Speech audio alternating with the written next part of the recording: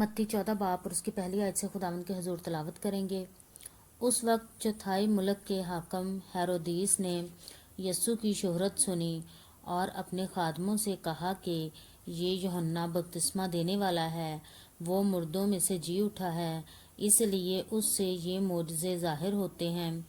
کیونکہ ہیرودیس نے اپنے بھائی فلیپس کی بیوی ہیرودیاس کے سبب سے یوحنا کو پکڑ کر باندھا اور قید خانہ میں ڈال دیا تھا، کیونکہ یوحنا نے اس سے کہا تھا کہ اس کا رکھنا تجھے روا نہیں، اور وہ ہر چند اسے قتل کرنا چاہتا تھا، مگر عام لوگوں سے ڈرتا تھا کیونکہ وہ اسے نبی جانتے تھے۔ لیکن جب ہیرودیس کی سالگرہ ہوئی تو ہیرودیاس کی بیٹی نے محفل میں ناچ کر ہیرودیس کو خوش کیا۔ اس پر اس نے قسم کھا کر اس سے وعدہ کیا کہ جو کچھ تو مانگے گی تجھے دوں گا۔ اس نے اپنی ماں کے سکھانے سے کہا، مجھے یوحنا بپتسمہ دینے والے کا سر تھال میں یہیں منگوا دے۔ بادشاہ غمگین ہوا، مگر اپنی قسموں اور مہمانوں کے سبب سے اس نے حکم دیا کہ دے دیا جائے، اور آدمی بھیج کر قید خانہ میں یوحنا کا سر کٹوا دیا، اور اس کا سر تھال میں لایا گیا اور لڑکی کو دیا گیا، اور وہ اسے اپنی ماں کے پاس لے گئی، اور اس کے شاگردوں نے آ کر لاش اٹھا لی اور اسے دفن کر دیا اور جا کر یسوع کو خبر دی۔ جب یسوع نے یہ سنا تو وہاں سے کشتی پر الگ کسی ویران جگہ کو روانہ ہوا، اور لوگ یہ سن کر شہر شہر سے پیدل اس کے پیچھے گئے۔ اس نے اتر کر بڑی بھیڑ دیکھی اور اسے ان پر ترس آیا، اور اس نے ان کے بیماروں کو اچھا کر دیا۔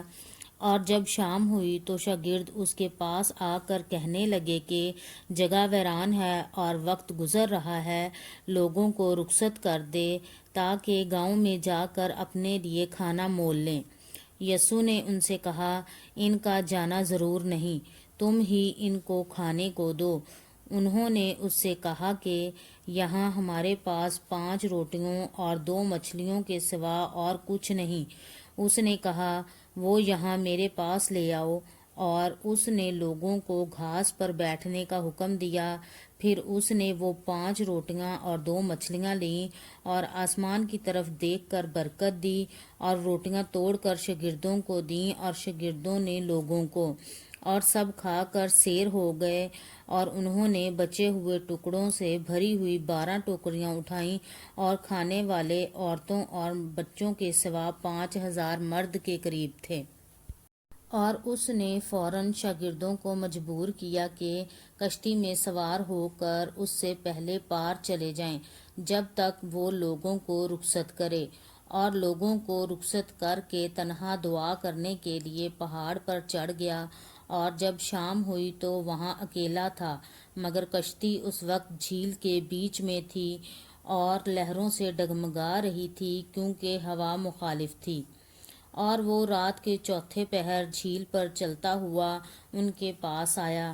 شاگرد اسے جھیل پر چلتے دیکھ کر گھبرا گئے اور کہنے لگے کہ بھوت ہے، اور ڈر کر چلا اٹھے۔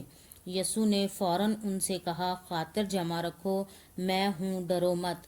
پطرس نے اس سے جواب میں کہا، اے خداوند، اگر تو ہے تو مجھے حکم دے کہ پانی پر چل کر تیرے پاس آؤں۔ اس نے کہا، آ۔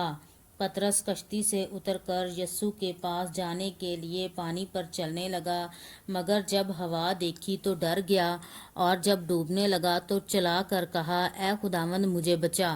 یسوع نے فوراً ہاتھ بڑھا کر اسے پکڑ لیا اور اس سے کہا، اے کم اعتقاد، تو نے کیوں شک کیا؟